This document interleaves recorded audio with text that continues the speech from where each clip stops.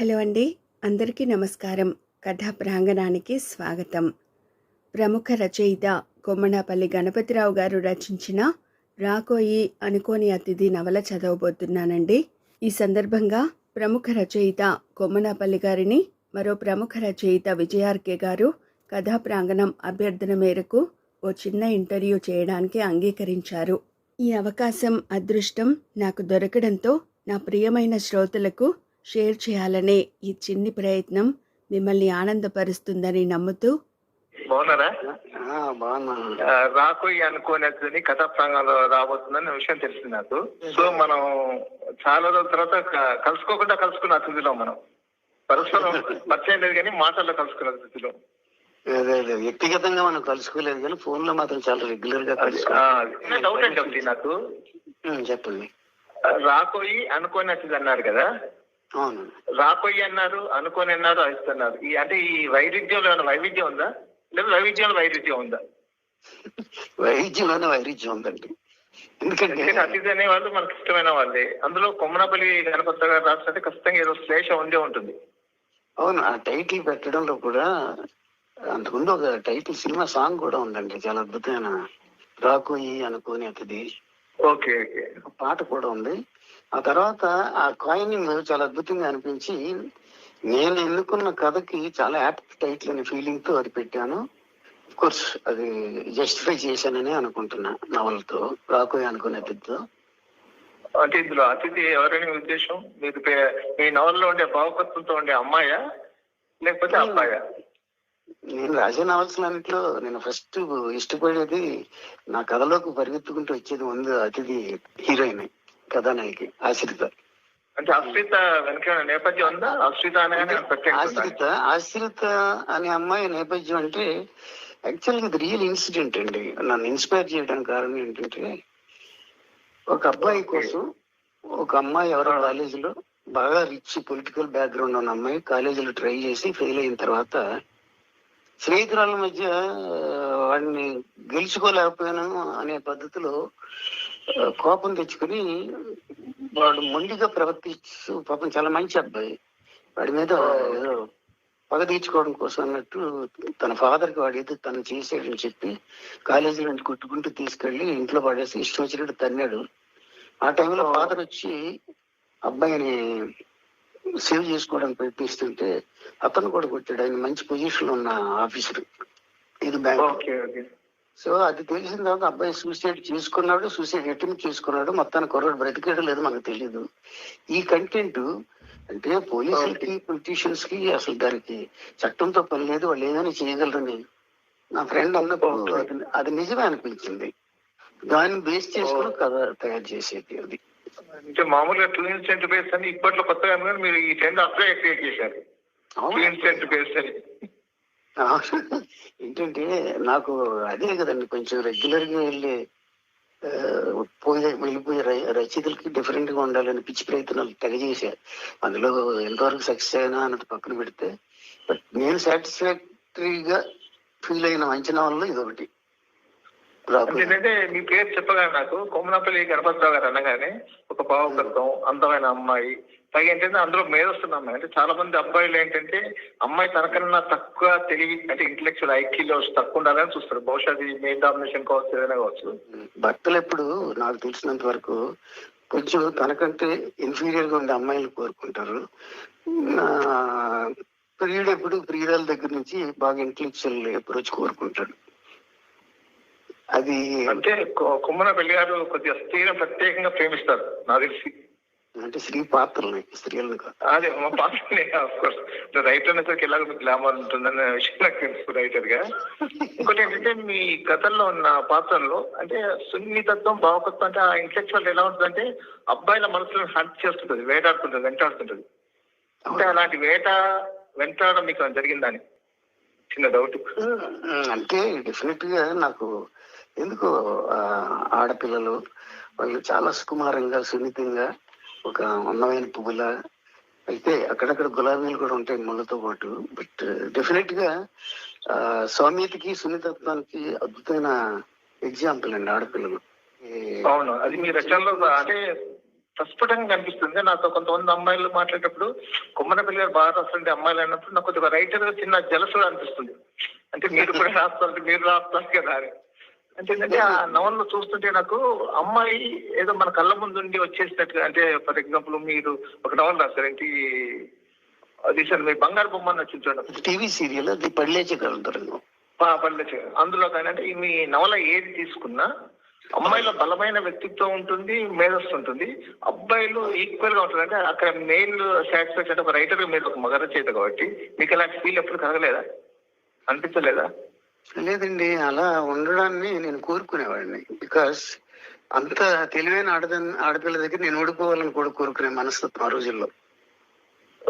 ఆ అమ్మాయిని గెలవడం కోసం నా తెలివిని కాస్త డెవలప్ చేసుకోవాలనే ఆలోచన కూడా ఉండేది. కాబట్టి నేను ఎప్పుడు చూజ్ చేసుకున్నది అలాంటి పాత్రలని ఎక్కువ. మ్యాక్సిమం మేధస్పరంగా వాళ్ళు నాకంటే సుపీరియర్ గా ఉండాలి. వాళ్ళని గెలుచుకోవడం కోసం నా హీరో క్యారెక్టర్ ఇంకా సుపీరియారిటీ కోసం కృషి చేసి సాధించాలి. అది అంటే ఒక విధంగా చెప్పంటే కొమ్మనపల్లి గారి వ్యక్తిత్వం ట్రాన్స్ఫర్మేషన్ అవుతుంది అమ్మాయిలోకి. డెఫినెట్ గా. ఎందుకంటే అసలు మీకు ఖచ్చితంగా తెలియాలి. మీరు ఈ సైకాలజీని చాలా అద్భుతమైన ఆర్టికల్స్ రాశారు కదా మీరు. మిమ్మల్ని డెఫినెట్ గా ఒకసారి ఇదే పద్ధతిలో మిమ్మల్ని కూడా పట్టుకుంటా, వెంటాడుతాను. అయితే మీరు కూడా చాలా అద్భుతమైన సెంటిమెంటల్ ఎమోషన్ మొన్న మరణానికి ముందు చదివినప్పుడు అనిపించిందండి, అంత ఎక్స్ట్రాడినరీగా రాశారు. సో అదే కాబట్టి మీరు ఏదైతే ఈ పొయిటిక్ అప్రోచ్ సాహిత్యంలో నాకున్న పరిమితుల్లో ఏదో కొత్త విషయాన్ని అందంగా చెప్పడం కోసం ట్రై చేయడం అన్నది నిజమే, ప్రయత్నించాను. బట్ చాలా వరకు కోసం అంటే ఒక ట్రెండ్ నచ్చింది. నాకు తెలిసి 4 దశాబ్దాలుగా మీతో అంటే ఒక రైటర్ గా పరోక్షంగా మీతో ట్రావెల్ చేసా కూడా. ఏంటంటే ఒక ఐడెంటిఫికేషన్, అంటే మీదంటే ఒక ముద్ర, అంటే ఏంటంటే ఒక ఇద్దరు రైటర్ల మధ్య కానీ ఒక 3 రైటర్లు కానీ పోటీని మీకంటూ మీరు ఎవరు పోటీ లేకుండా మీకు ఎవరు పోటీ రాకుండా చేసుకున్నారు చాలా తెలివిగా లౌక్యంగా ఈ విషయంలో. తక్కిన రచయితలతో పోటీ పడలేక నాతో ఎవరు పోటీ పడకుండా చూసుకున్నది. ఇది కరెక్ట్. కమింగ్ బ్యాక్ టు వస్తే ఈ రాసయ్య అనే అతిథిలో మిమ్మల్ని బాగా ఇన్స్పైర్ చేసిన సంఘటన ఉంది. అంటే మిమ్మల్ని కూడా ఏడిపించి, అంటే నేను ఒక్కోసారి మనకు రైటర్స్ బ్లాక్ వస్తుంది, మీకు తెలియనే ఉంది. ఎన్నో పేజీలు గబగబా రాసేస్తాం, ఎక్కడో ఒక సెంటెన్స్ దగ్గర, ఒక వాక్యం దగ్గర, ఒక చిన్న సంఘర్షణ దగ్గర మీరు సంఘర్షిస్తారు. అలాంటి సందర్భం ఇందులో ఏమైనా ఉందా? అంటే డెఫినెట్ గా అండి, ఇందులో మా నేటివ్ ప్లేస్ నా తుంపాలని విలేజ్ అని చెప్పాను కదా, అక్కడ నుంచి వచ్చిన ఏకాంత్ అనే అమ్మాయి, ఆ పాత్ర చాలా ఇన్స్పైరింగ్ క్యారెక్టర్ అండి. ఇందులో ఆశ్రిత చాలా ఇంటెలిజెంట్ గా ఐఏఎస్ ఆస్పిరెంట్ అమ్మాయి, మిడిల్ క్లాస్ జీవితం నుంచి చాలా పెద్ద సెగ్మెంట్స్ తో పోరాడడానికి ట్రై చేస్తుంటది. కానీ ఏకాంత్ అనే మామూలు ఆడపిల్ల చెయ్యని నేరానికి, చెయ్యని తప్పుకి జీవితకాలం పాటు బలైపోతూ తను ఎంత సఫర్ అయిందో అది నేను ఆ పాత్రను కూడా చూశాను అప్పుడు నా బాల్యంలో. ఆ పాత్రలు ఏకాంత క్యారెక్టర్, ఆశ్రిత క్యారెక్టర్, ఒకరేమో రాజీపడి పోగొట్టుకుని జీవితం గురించి కూలిపోయే వ్యక్తులైతే మరొకరు జీవితాన్ని పోగొట్టుకోకూడదంటూ పోరాడే క్యారెక్టర్ ఆశ్రిత. ఈ ఆశ్రిత ఏకాంతల కాంబినేషన్ ఈ సబ్జెక్ట్ ఇది. అద్భుతంగా. అంటే మీ దాంట్లో నాకు ఫిలాసఫీ కూడా ఎక్కడో టచ్ అవుతుంది. అంటే కొంచెం చెప్పినట్టుగా మీరు అంటే డైరెక్ట్ అంటే ఒక రచయిత పీజీల కొద్ది చెప్పకుండా మీరు ఆ పాత్రతో ఫిలాసఫీ ఎక్కడో చెప్తారు. మీరు అన్నట్టు ఇప్పుడు ఈ 2 పాత్రల మధ్యలో మీరు బాగా ప్రేమించిన పాత్ర ఏంటంటే ఈ రెండిట్లో మీకు నచ్చింది వ్యక్తిగతంగా, రైటర్ రోల్ చేస్తే మీరు ఒక పాఠకుడిగా? ఆ పాఠకుడి కంటే నాకు ఏకాంత్ అయిందండి. అంటే రెగ్యులర్ ఫార్మేట్ లో అంటే ఆశ్రితది చాలా చాలా పాజిటివ్ యాటిట్యూడ్ తో పోరాడి గెలవాలి అని దృక్పథం. జీవితంలో భయంకరంగా ఓడిపోయిన తర్వాత కూడా బ్రతకాలి, తన బ్రతుకు ఒక చిన్న పరమార్థం, అర్థం, అస్తిత్వాన్ని క్రియేట్ చేసుకోవాలనే తపనున్న సఫర్ అవుతూ అది అచీవ్ చేసిన క్యారెక్టర్ ఏకాంత. సో ఏకాంతలో చాలా షేడ్స్ ఉంటాయండి. అది పాత్ర చిన్నది కావచ్చు కంపేర్ టు ఆశ్రిత, కానీ ఏకాంతలోనే అద్భుతమైన లైఫ్ ఫిలాసఫీ అంతా. నేను నా వ్యక్తిగతంగా నేను ఏం పోగొట్టుకున్నాను, ఏం పోగొట్టుకోకూడదు అనుకుంటాను, ఇవన్నింటినీ సమన్వయపరిచి సబ్జెక్ట్ లో ఇన్కార్పొరేట్ చేస్తుంటాను. సో కాబట్టి డెఫినెట్ గా మీరు అన్నట్టు ఫిలాసఫీ సైడ్ కూడా నేను వెళ్తుంటా, కొంచెం ఆధ్యాత్మిక. చెప్పాలంటే ఈ ఏకాంత్ అనే పాత్ర మిమ్మల్ని ఇంకో పాత్రను డామినేట్ చేస్తుంది, అశ్రిత పాత్రను. ఆశ్రిత పాత్రని లిటరల్ గా రచయితగా, అంటే హీరోయిన్ పాత్రని మరీ డామినేట్ చేసే పరిస్థితి రాకుండా ఆశ్రితను లిమిట్, దానికి ఒక హద్దులు క్రియేట్ చేసిన, మానసికంగా నన్ను ఎక్కువ కదిలించింది ఏకాంత పాత్రే. బట్ ఆశ్రిత పాత్రలు నాకు కుట్టిన పిండి అలాంటివి రాయడం నాకు పెద్ద ఇబ్బంది కాదు. బట్ ఇద్దరు పొయిటిక్ గా ఆలోచిస్తారు. అది ఇద్దరిని నేను చాలా పొయిటిక్ గానే ప్రజెంట్ చేశాను సబ్జెక్ట్ లో. అది బ్యూటిఫుల్. అంటే నాకు తెలిసిందంటే 40 years లో నాకు తెలిసి రైటర్స్ బోర్ కొట్టకుండా ఉన్న రైటర్స్ కొద్ది మంది, వేల మీద లెక్క. అంటే నేను చూస్తున్నాను కదా, అది కంపల్సరీ మీరు ముందు వస్తారు. ఎందుకంటే 40 ఏళ్ళైనా అంటే ఆ శైలి బోర్ కొట్టదు. అంటే ఒక కాలయంత్రంలో ప్రయాణించినప్పుడు ఇప్పుడు చదివిన కూడా మళ్ళీ జస్ట్ ఇప్పుడు మన కళ్ళ ముందు ఏకాంతం ఉన్నదేమన్నా పీతో రాస్తారు కదా, ఇది మీకు ఎలా సాధ్యమైంది? అంటే నేను ఎక్కువ ఆ పాత్రలోకి వెళ్ళిపోతాను. రాసేటప్పుడు నేను ఒక పాత్రను రాస్తున్నాను అనుకోని, ఏకాంత గురించి రాసేటప్పుడు ఏకాంతలోకి నేను వెళ్ళిపోతాను. ఆ పరకాయ ప్రవేశం చేసి ఏకాంతలాగా ఆలోచిస్తూ రాస్తుంటా. ఏ సిచ్యువేషన్ లో ఆ క్యారెక్టర్ కదులుతుంది, ఆ సిచ్యువేషన్ లో తను ఏం చేస్తే, ఏం మాట్లాడితే, తను ఎలా డిస్క్రైబ్ చేస్తే పాఠకుల వరకు ఏకాంతం బలంగా తీసుకెళ్ళవచ్చు అనేది రాసేటప్పుడే నాకు నేను నిర్ణయించుకుంటాను. సో ఆ విధంగా ఈ నవల్లో మిమ్మల్ని బాగా ఇబ్బంది పెట్టిన ఇన్సిడెంట్ అంటే రాయడానికి ఇబ్బంది పెట్టింది. అంటే మీరు రాయడం ఏదైనా ఈజీ, కానీ కొన్ని సంఘటనలు రాసినప్పుడు మీ ప్రమేయం లేకుండా మిమ్మల్ని ఇబ్బంది పెడుతుంది. అంటే మీరు అదొక ఎన్ని పేజీలు రాస్తున్నా ఎక్కువ మీకు చిన్న అనిపిస్తుంది ఈ సన్నివేశం రాయాలంటే కొద్దిగా కష్టపడ్డ సన్నివేశం, అంటే ఇష్టంతో కష్టపడ్డ సన్నివేశం, లేకపోతే ప్రేమ కానీ లేకపోతే సంఘర్షణ కానీ ఇద్దరి మధ్య. అంటే ఆ విషయానికి వస్తే మళ్ళీ ఆశ్రిత ఒక ఐఏఎస్ ఆఫీసర్ కావాల్సిన అమ్మాయి అనుకోని పరిస్థితుల్లో నార్మల్ స్టేజ్ కి దిగజారిపోవాల్సిన సిచ్యువేషన్స్ ఉన్నాయి చూసారు. అవి రాసేటప్పుడు బాధ అనిపించింది. హ్యాపీగా ఎంతో ఉన్నతమైన స్థానంలో ఉండాల్సిన ఆశ్రిత జీవితం, తన జీవితం తన స్థాయికి దిగజార్చడం అన్నది కొంచెం బాధాకరంగా అనిపిస్తుంది. అది కూడా అంటే నిజంగా 2 పాత్రలు నన్ను బాగా మూవ్ చేయడం.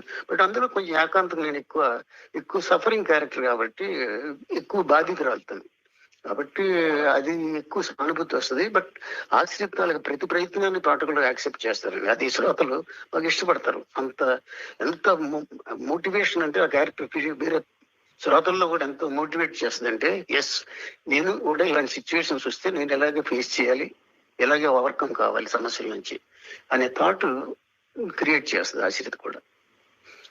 సో అలాగే వీళ్ళ మధ్య మీరు అంటే నేను చూసాను, అంటే రొమాన్స్ అంటే ఒక అమ్మాయి అబ్బాయి రొమాన్స్ అనగానే ఇక్కడ అంటే అబ్సల్యూట్ ఉండదు. పైగా ఏంటంటే ఒక చిన్న మన ఎడారిలో మంచు వర్షం కురిస్తే ఎలా ఉంటుందో అలా ఉంటుంది కదా, ఇందులో అలాంటి ప్రేమకు చోటు ఉందా, పగ ప్రతీకారాలకు చోటు ఉందా? ఎందుకంటే మీరు ముందే చెప్పేటప్పుడు. బట్ యాక్చువల్గా చెప్పాలంటే ఏ పగ ఉన్నా ఏ ప్రతీకారం ఉన్నా ప్రపంచంలో ప్రేమ అన్నది అండర్ కరెంట్ లో అది లేకపోతే కష్టం కదా. సో ప్రేమని నేను ఇప్పుడు ఏ నవల్లో కూడా ప్రేమ, ఇప్పుడు హీరోల మధ్య వాళ్ళ మధ్య అపార్థాలు వచ్చినా లేదు అర్థం చేసుకుని మాట్లాడుకున్నా చాలా రొమాంటిక్ గా పాఠకులు కానీ శ్రోతలు కానీ విని పులకించేటట్టుగా రాస్తుంటా. అది నేను ఎక్కువ ముందు రాసినప్పుడు నేను అనుకోవాలి ఎక్సలెంట్ నన్ను నేను భుజం తట్టుకున్నప్పుడే ఆ పేపర్ ప్రింట్కి వెళ్తుంది అంతే. అలా ఇక్కడ వీళ్ళ మధ్య ఒక మంచి అనుభవం, ఎందుకంటే ప్రేక్షకులు మీ కథలు చదువుతున్నారు. ఒకటి ఏంటంటే ఇన్ని రోజుల తర్వాత అంటే కొమ్మనపల్లి గణపతిరావు గారు అందరికీ కొత్తగా పరిచయం చేయాల్సిన అవసరం లేదు, ఒక బ్రాండ్ నేమ్ అంతే. సో ఇప్పుడు ఈ నవల ప్రేక్షకులు స్వరంలో వింటున్నారు. అది ఇంట్లో చదవడం లేదు ఇప్పుడు, అంటే బహుశా మీ నవలు చదివే కాలంలో ఇప్పుడు వాళ్ళ పిల్లలు కూడా పెద్దగా వింటారు. సో అయినప్పటికీ కూడా ఎమోషన్స్ మాత్రం క్యారీ అవుతూ ఉన్నాయి. నేను ఈ మధ్య 2-3 నవలు మీ విన్నప్పుడు కానీ, మీ నవలు 90s లో మీ నవలు చూసినప్పుడు కానీ అది ఇప్పటికీ ఎమోషన్స్ అనేది ఎక్స్పెక్ట్ చేయట్లేదు. సో అలా ఇక్కడ ఈ నవల్లో ఒక అద్భుతమైన ఒక సన్నివేశం చెప్పాలి అంటే ప్రేక్షకులు వినడానికి ఆసక్తి చూపించడం కోసం అట్లాంటి మంచి సన్నివేశాలు ఏమన్నా చెప్పగలరు? ఒకటి మీరు ఇష్టపడి కష్టపడి రాష్ట్ర సన్నివేశం. అంటే మీకు అద్భుతమైన పాయింట్ ఏంటంటే ఇందులో నాకు తెలిసి బాగా ఇన్స్పైరింగ్ పాయింట్, ఏ ఫాదర్ అయితే ఆ చిన్న ప్రపంచంలో తన కూతురుని అద్భుతమైన స్థాయికి తీసుకెళ్ళిన ఒక టీచర్ క్యారెక్టర్, ఒక కొడుకు ఆడపిల్ల అనుకుని ఉండే కొడుకు, తర్వాత ఏ రోజుకైనా తన ఆశయాన్ని కొంచెం తీసుకెళ్ళగలిగే శక్తి ఉన్న ఆశిత నా పెద్ద కూతురు అనుకుని ఆ అమ్మాయి ఐఏఎస్ చేస్తుంటే ఎస్ ఒక మామూలు టీచర్కి పుట్టిన ఆడపిల్లని సరే అద్భుతమైన స్థాయికి వెళ్ళిందని పలికించిపోయే స్థితిలో అనుకోకుండా తన కొడుకును పోగొట్టుకుంటాడు, తను చచ్చిపోతాడు, సూసైడ్ చేసుకునే పరిస్థితి. అక్కడి నుంచి ఆ జర్నీ నిజానికి నేను కూడా ఆత్మహత్య చేసుకుని కడతీరిపోవాలి నాన్న. కానీ నువ్వు ఇచ్చిన స్ఫూర్తితో, నువ్వు చూపించిన జీవితంతో నేను ముందుకే వెళ్తాను, వెనకడుగు వేయను. నేను గెలుస్తాను కొడుతాను పక్కన పెడితే, ఓడిపోతాను పక్కన పెడితే, నేను పోరాటం మాత్రం సాగిస్తాను. వీలైనంత వరకు అందులో విజయం సాధించి మీ సమాధి దగ్గర బహుమతిగా నా గెలుపుని నేను ఎక్స్ప్రెస్ చేస్తానని రేంజ్ లో వెళ్ళే క్యారెక్టర్ కాబట్టి ఎక్కువ జనాలకి ఇన్స్పైరింగ్ క్యారెక్టర్ ఆశ్రిత అవుద్ది. సెంటిమెంటల్ గా జాలేసే క్యారెక్టర్ ఏకాంత అవుద్ది. అది గ్రేట్ అండి, చాలా గ్రేట్. ఎందుకంటే కొమ్మనపల్లి గారు పేరు వినగానే ఎమోషన్స్ కనిపిస్తాయి ముందు. ఆ ఎమోషన్స్ చుట్టూ అల్లుకున్న చిన్న చిన్న పదాలతో ఒక్కోసారి ఈ పదాలు కూడా చెప్పాను కదా, ఎక్కడ నేను రాశాను, శబ్దరత్నాకరం మిమ్మల్ని చూసి తరుముకుంటుందని. అంత అద్భుతంగా రాయడానికి ఈ నవలలో ఎక్కడ ఒక గొప్ప స్పేస్ ఎక్కడ ఉంది ఇక్కడ మీకు? ఉన్నాయండి, చాలా చాలా అద్భుతాలు. చాలా మీరు మెచ్చుకునే అంత భారీగా చాలా చోట్ల రాశాను. అసలు నా ప్రతి ఎక్స్ప్రెషన్ కూడా పొయిటిక్ గా ఉంటదండి. మామూలుగా ఆవిడ ఏడ్చింది, ఈవిడ కన్నీళ్ళు పెట్టుకుంది, ఆవిడ కుమ్ముతూ కళాశ ఎలా రాయలుగా నేను ప్రతిదాన్ని పొయిటిక్ గానే ఎక్స్ప్రెస్ చేస్తాను. ఎందుకంటే ఆ గుండె లోతుల్లోకి వెళ్ళిపోవాలి, గుండె పొరల్లోకి చొచ్చుకుపోవాలి నా ఎక్స్ప్రెషన్. అమ్మాయి తాలుగా బాధ అది ఆ ప్రయత్నం ఇందులో కూడా గట్టిగానే చేశా. అది అంటే ఎక్కడో అంటే పర్సనల్ డెవలప్మెంట్ కూడా ఎక్కడో వ్యక్తిత్వ వికాసాన్ని కూడా చెప్పేస్తారు. అంటే మనిషి ఎలా బ్రతకొచ్చో ఎలా బ్రతకూడదో చెప్తారు. వీటన్నిటికీ మించి నాకు బాగా నచ్చింది దాంట్లో అది లైఫ్ లో ఒక అద్భుతమైన దృశ్యం, అంటే కళ్ళ ముందు ఒక దృశ్యాన్ని కనిపించేలా చేస్తారు. సో దీనికి ప్రత్యేక అంటే టెక్నిక్ ఉందా, లేకపోతే ఏమన్నా ఐడియా ఉంది వెనక ప్లానింగ్ ఉందా? డెఫినెట్ గా అవుతుంది సార్, మీరు చెప్పింది మంచి పాయింట్. మనం ఏదైనా రోడ్డు మీద యాక్సిడెంట్ చూసాను అనుకోండి, అది ఫోటో తీసి దగ్గర పెట్టుకుంటే అది పేపర్ లో వేస్తే వార్త. బట్ చచ్చిపోయిన వ్యక్తి తాలూకా అక్కడ ఏడుస్తున్న తల్లిని, ఆ రక్తపాతం తల్లి ఎన్ని అంబిషన్స్ తో, ఎన్ని కోరికలతో కొడుకుని పెంచింది, ఆ కొడుకు చచ్చిపోయినప్పుడు ఆ తల్లి తాలూకా బాధని, ద్విగుణీకృతం అయిపోతున్న ఆ బాధని అద్భుతంగా కాగితం మీద పొయిటిక్ గా చెప్తే అది కళ అవుద్ది. అంటే ఒక వార్తకి కళాత్మకమైన దృశ్యాన్ని ఫోటో తీస్తే వార్త అవుద్ది, దాన్ని డ్రామటైజ్ చేసి నాటకీయంగా చెప్తే అది అద్భుతమైన సన్నివేశం అవుద్ది. సో ఈ చేంజ్ ఓవర్ నేను ఇప్పుడు అలాగే చూస్తుంటాను. ఎందుకంటే నాకు తెలిసి కనకులకులతో కూడా మాట్లాడుతాం చూసాను మీ నవల్లో నేను ఒక సందర్భాలు. అంటే అప్పుడనుకున్న రచనా ప్రపంచం వేరు, అంటే మనిషి ఏడవడం వేరు, ఆ ఏడుస్తున్నప్పుడు వచ్చే కన్నీళ్లు కూడా మనతో మాట్లాడుతుంది. ఇలాంటి చేయడంలో మీరే సాటి, no doubt. Thank you sir. ఎందుకంటే మీరు మంచి రైటర్ గా నాకు తెలుసు. తెలిసిన తర్వాత నాకు మీ చేత ఈ మాటలు మీ నుంచి వింటుంటే కొంచెం హ్యాపీగా ఉంది. బికాస్ పాఠకులు ఇష్టపడడం వేరు, ఎక్స్పీరియన్స్డ్ రైటర్ అప్రిషియేట్ చేస్తుంటే అంత సంతోషం వేరు కదా. So I'm very much thankful to you sir. ఇది సంతోషం ఏంటంటే 40 ఏళ్ల క్రితం నుండి ఇప్పటికీ రాస్తూ కూడా ఇప్పటికీ ఏమాత్రం ఆ ఫ్లేవర్ ఎక్కడా తగ్గకుండా, అంటే ఇప్పుడు చదివిన కూడా దాంట్లో ఐడెంటిఫై అయ్యే పాత్రలు చాలా ఉన్నాయి. మీ ప్రతి నవల్లో నేను మొదలు చూస్తున్నాను, రైతు కావచ్చు, బ్లాక్ మాంబ కావచ్చు, అంటే ఎక్కడ చేసిన ఒక పరిశోధన, ఒక చిన్న విషయం, అలాగే విషయాన్ని మొత్తం వాళ్ళకి ఏదో బుర్రలోకి ఎక్కించకుండా ఎక్కడ చెప్పాలో అక్కడే చెప్తున్నారు, ఎక్కడ ప్రేమ పంచాలో అక్కడే పంచుతున్నారు. అది ఎగ్జాక్ట్లీ మీరు అన్నది కరెక్ట్. నాకు ఏదైనా కొత్త విషయం చెప్పాలనే తపన, పాఠకులు ఏదో నాకు తెలిసిన కొత్త విషయం వాళ్ళకి తెలిసి ఉండొచ్చు, బట్ కొందరు తెలియని వ్యక్తులకైనా కొత్త విషయం చెప్పాలనే ఆ తపంతో చాలా చాలా ఇన్ఫర్మేషన్ గ్యాదర్ చేసి, ఆ ఇన్ఫర్మేషన్ లో ఇవ్వను, కథలో కూడా అది ఒక భాగం అయిపోద్ది. అంతే, ఆ ఫ్లోలో ఒక భాగంగా ఉంటుంది తప్ప ఇదిగో ఈయన ఏదో కొత్త విషయం ఇక్కడ ఇన్కార్పొరేట్ చేసి ఇబ్బంది పెడతాను అనే ఫీలింగ్ క్రియేట్ కానివ్వనది. ఎగ్జాక్ట్లీ. అవును, ఒక విషయం అడగాలండి మిమ్మల్ని. ఈ రాకయ్య అనుకునే అతిథి ఇది సీరియల్ వచ్చినట్టుంది కదా? లేదు, సీరియల్ గా చెయ్యాలనే ఉద్దేశంతో అనుమతి పర్మిషన్ ఇచ్చాను, అగ్రిమెంట్ రాసుకున్నాం, తర్వాత డబ్బులు కూడా తీసుకున్నా. అది ఎవరికండి? అది రావు గోపాలరావు గారి కొడుకు. ఇప్పుడు ప్రస్తుతం మంచి బిజీ. సో రావు గోపాలరావు గారు వాళ్ళ బ్యానర్ లో తీద్దాం అనుకున్నారా ఇది? రావు గోపాలరావు గారు చనిపోయిన తర్వాత రావు రమేష్ సీరియల్ చేయాలనే ఆలోచనతో ఈ నవల నచ్చి నా దగ్గర మెడ్రాస్ వెళ్ళినప్పుడు వచ్చి నా దగ్గర డబ్బులు పే చేసి నేను అగ్రిమెంట్ రాసుకున్నాను ఇద్దరిని. వాళ్ళ మదర్కి కూడా నచ్చింది, తనకి నచ్చింది. సీరియల్ ప్లాన్ చేశాడు. కొన్ని అనుకోని పరిస్థితుల దృష్ట్యా అది ఆగిపోయింది. ఆగిపోయిన తర్వాత అది సినిమాల్లో కొంచెం బిజీ అయిన తర్వాత నాకు వేరే ఈటీవీ కోసం ఎవరో సీరియల్ అడిగితే ఈ సబ్జెక్ట్ నచ్చి నా దగ్గరికి వచ్చినప్పుడు ఇచ్చేసాను అన్నమాట. ఇచ్చేసిన తర్వాత గుర్తొచ్చింది, అరే నేను పర్మిషన్ నాది ఇచ్చేసాను కానీ బట్ ఆల్రెడీ నాకు పే చేశాడు పెద్ద మనిషిని. రావు రమేష్ ఫోన్ నెంబర్ కోసం కొంచెం కష్టపడి తెలుసుకున్న తర్వాత ఆయన ఫోన్ చేసి, గురూజీ సడన్ గా ఫోన్ చేశారు, ఏంటంటే నాకు పర్మిషన్ కావాలి మీ దగ్గర నుంచి, ఎందుకంటే నేను ఇచ్చిన పర్మిషన్ విత్డ్రా చేసుకుని మరి ఎవరికైనా అమ్మేద్దాం అనుకుంటున్నాను, మీరు తీయడం లేదు కదా, 10 years ఒక టికెట్ అయిపోయిందంటే, లేదు సార్ ఎప్పుడు ఈ పార్టీలన్నీ మీరు ఇంకా మంచి మనసు ఉంది కాబట్టి మీరు పర్మిషన్ అడుగుతున్నారు, నాతో చెప్పకుండా మీరు చేసినా నేనేం చేయలేకపోయాను. కారణం చాలా ముక్కలుగా చాలా సినిమాల్లో సీరియల్స్ లో అక్కడ వాడేశారు కదా, ఇది మీకు ఫ్రెష్ సబ్జెక్ట్ కాదంటే, బట్ ఏదైనా సరే నాకు ఇప్పుడు ఇచ్చి డబ్బుల్లో కొంత మీకు ఇవ్వడం ధర్మం కాబట్టి అని చెప్పి ఆయనకు ఒప్పుకోకపోయినా బలవంతంగా నా బ్యాంక్ అకౌంట్ నెంబర్ తీసుకుని ట్రాన్స్ఫర్ చేశాను. డబ్బులు ట్రాన్స్ఫర్ చేశాను. పెంచి డబ్బులు పెంచి ఉదయం ఇంట్రెస్ట్ సరదాగా పెంచి ఇస్తే ఊహించలేకపోయాడండి. ఆయనంతా గొప్ప క్యారెక్టర్ అంటే ఇంకా ఈ ప్రపంచంలో మనుషులు ఉన్నారు సార్ అన్నాడు. ఒక్క మాట చాలండి, రావు రమేష్ గారు అన్న ఒక్క మాట. ఇంకా ప్రపంచంలో మనుషులున్నారే కాదు, మంచితనం బతుకున్నాను అడగాలి, నిజం చెప్పాలి. అదే మీ రూపంలో ఉండేవారు.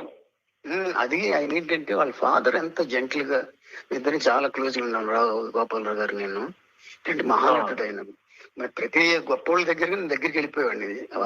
నాగేశ్వర గారి దగ్గర నుంచి అందరికి, దాసరి గారు, వీళ్ళందరికీ చదువు ఒకసారి నాతో మాట్లాడితే వాళ్ళు నాతో కంటిన్యూస్ గా రిలేషన్షిప్ మెయింటైన్ చేసేటట్టు చేసుకునేవాడిని. నా జీవితంలో లెర్నింగ్ ప్రాసెస్ లో రైటర్ గా నేను సాధించింది ఏంటంటే, డబ్బుల కంటే ఎక్కువ గొప్ప వాళ్ళని, పెద్ద వాళ్ళని నేను కలుసుకోవడానికి సాధ్యం కానంత గొప్ప వ్యక్తులందరినీ కలుసుకున్నాను. తర్వాత ఏడి సాధ్యమైంది ఏడి కొమ్మనాపల్లి మన దగ్గర రావాలి అని, ఈవేళ రాలేదేంటి అనుకునేటంత ఆత్మీయతని పొందగలిగాను వాళ్ళ దగ్గర. అది అనదర్ అచీవ్మెంట్ నాకు. అది సో ఆ రకంగా. Thank you sir, thank you. ఆ నవల ఇప్పుడు చాలా అద్భుతమైన నవల కాబట్టి ఆయన తీసుకున్నాడు.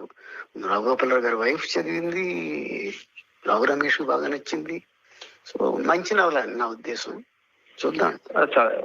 యాక్చువల్ ఇది సీరియల్ రావాలని నేను కోరుకుంటున్నాను. అంతేకాదు, నేను కథా ప్రాంగణం ప్రేక్షకులకు ఒకటే చెప్పాను, ఎందుకంటే మళ్ళీ ఒక రచయిత నవలను మనం చదవలేము. ఒక రచయిత సృష్టించే భావాలు కానీ, పాత్రలు కానీ, ఎమోషన్స్ కానీ, అంటే మనతో కనెక్ట్ అయ్యేది ఇది ఒకటి మాత్రమే. ఎన్ని సినిమాలు వచ్చినా, ఎంత మనం బయటకు వెళ్ళినా, ఎంత ఎంజాయ్ చేసినా కూడా ఒక మనుషులో ఒక ప్రపంచానికి తీసుకెళ్ళాలంటే మీరు ఒంటరిగా ఉన్నప్పుడు, లేకపోతే బాధలో ఉన్నప్పుడు, లేకపోతే లోన్లీనెస్ ఉన్నప్పుడు ఒక పాత్ర తీసుకొస్తే, ముఖ్యంగా నాకు తెలిసినంత వరకు కొమ్మనపల్లి గణపతి నవల్లో ఉండే అద్భుతమైన వాతావరణం ఏంటంటే ఒక మూడు తీసుకెళ్తారు.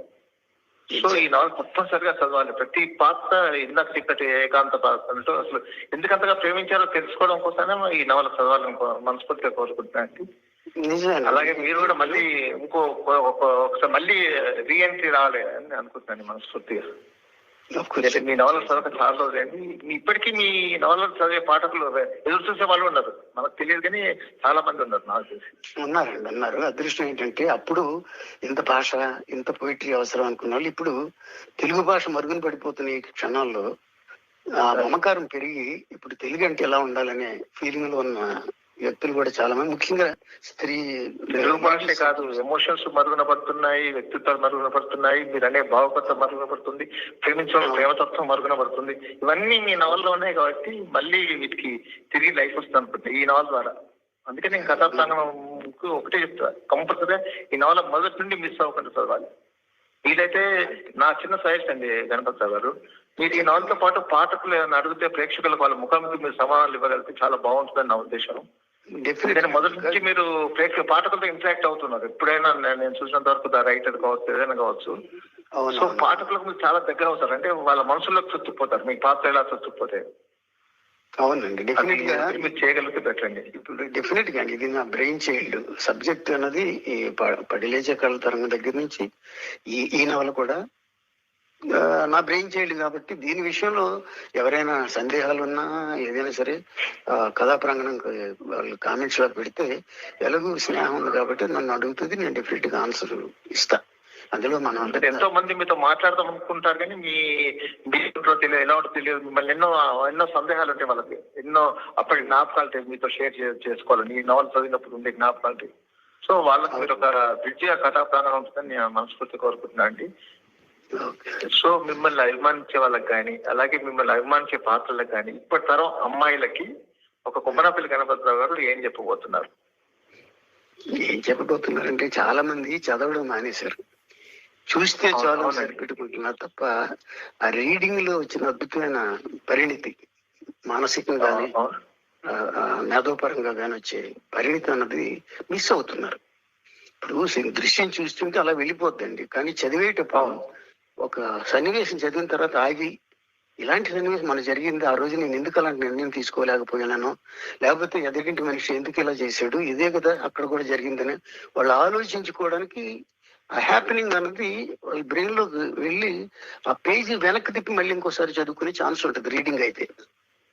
బట్ దృశ్యానికి వచ్చేసరికి అన్ని ఫ్లో వెళ్ళిపోతుంటది, అది మనం ఆపి మళ్ళీ వెనక్కి రావాలి అంతే తప్ప ఈ పేపర్ ఏకాంతంగా కూర్చున్నప్పుడు మన ఆలోచన దగ్గరగా ఉన్న పుస్తకాన్ని చదువుతుంటే ఆ పాత్రలు మనతో మాట్లాడతాయి, నేను రాసిన వాక్యాలు పాఠకులతో మాట్లాడుతుంటే ఆ విచిత్రమైన, మీరు అన్నారు చూసారా, కనుకొలకల్లో కన్నీటి బొట్లు లాంటి ఏదో ఒక యాదృచ్ఛికంగా వచ్చినా వస్తుంటే ఆ కళ్ళు తుడుచుకొని మళ్ళీ ఇంకోసారి ఆ పారాగ్రాఫ్ చదువుతారు. కొంతమంది అయితే చాలా మంది ఇప్పటికీ నాతో అంటుంటారు, కొన్ని వాక్యాలని అండర్లైన్ చేసి డైరీలో రాసుకుని సేఫ్ గా పెట్టుకుని అప్పుడప్పుడు మానసికంగా మాకు ఏదైనా ఇబ్బంది కలిగిన నేను కొమ్మనపల్లి గారిని కలవాలని పత్రికాఫీస్కి వచ్చే వాళ్ళ గురించి నాకు తెలుసు. నేను రైట్ అయ్యాక నేను విన్నాను. సో ఏంటంటే అలాంటి చాలా చాలా జరిగాయి. ఇంకోటి ఈ ఏకాంత పాత్ర ద్వారా ఈ తరం ఇప్పటి ఆ మహిళా ప్రేక్షకులకు వాళ్ళకని ఏమని చెప్పాలనుకున్నాను ఏకాంత ద్వారా? డెఫినెట్ గా ఏకాంత పాత్ర ఎక్కడ ఓడిపోయిందో తెలిసినప్పుడు అక్కడ నుంచి మన ప్రయాణం మొదలు పెట్టే ఫీలింగ్ క్రియేట్ అవుద్దండి. ఆ ఓడిపోయినప్పుడు జీవితాన్ని రాజీ పడిపోతూ ఎక్కడో కొలాప్స్ అయ్యే కంటే అలా జరగకుండా ఉండడానికి మనం ఏం చేయాలనే ఆలోచన మాత్రం డెఫినెట్ గా శ్రోతల్లో అది రేకెత్తించే ప్రయత్నం చేశా. ఏం జరగకూడదు జీవితంలో అన్నదాన్ని నేర్చుకుంటారండి. ఏం జరుగుతుందో అన్నది వదిలేస్తే ఏం జరిగితే ఎలాంటి ప్రమాదం, ఏం జరగకుండా ఉండడానికి ప్రయత్నించాలో మనం శ్రోతలకు ఒక మంచి సందేశం ఇచ్చే టైప్ లోనే నేను రాశానని నమ్ముకున్నాను. మళ్ళీ అంటే ఒక స్వర్ణయుగంలో ఉన్న రైటర్స్ మనం. సో ఇప్పుడు ఇక్కడికి వచ్చాం, మళ్ళీ మీ నుంచి రాకయ్య అనుకుని అతిలాంటి నవల కానీ మరో కొత్త నవల, మీ మధ్య గ్యాప్ చాలా వచ్చింది కదా రైటర్. మళ్ళీ మిమ్మల్ని కొమ్మనపల్లి గణపతిరావు గారిని మళ్ళీ రచయితగా చూడాలనుకుంటున్నాను, చాలా మంది అనుకుంటున్నాను, నేను కూడా అందులో. అంటే రచయితగా అంటే ఊరికనే మమ్మల్ని సినిమాలకి సీరియల్స్ కి వాటికి రాయడం అలవాటు అయిపోయిన తర్వాత ఇప్పుడు ఓపిక్ గా నవలు రాసిన పబ్లిష్ చేయాలంటే పబ్లిషర్స్ కరువు అయిపోయిన రోజులండి ఇవి. సో దీనికంటే ఎక్కువ లాభసాటిగా ఉండేది సినిమా కాబట్టి సినిమాకో వెబ్ సిరీస్ కో సీరియల్ కో అది ఇస్తే ఇమీడియట్ గా డబ్బులు వస్తాయి. ఇది తెలియకుండా బాధాకరమైన పరిస్థితి. ఇది చదవడం అనే అలవాటు పోగొట్టుకోవడం అనేది పెద్ద మన సంస్కృతిని మనమే చేజార్చుకున్న పరిస్థితి అండి. అంతే దురదృష్టకరమైన శకం ఇది. ఐ థింక్ మళ్ళీ వెనక్కి వస్తాం అనుకుంటా. Okay, all the best. మీ రాకయ్య అనుకోని అతిథి ప్రతి ఇంట్లోకి అతిథిగా వెళ్ళాలని మనస్ఫూర్తిగా కోరుకుంటున్నాను. ఎందుకంటే మీ రచయిత మీ గురించి బాగా తెలుసు అండి. ఆల్ ద బెస్ట్ అండి. Thank you sir, thank you. Okay అండి, వెల్కమ్ అండి.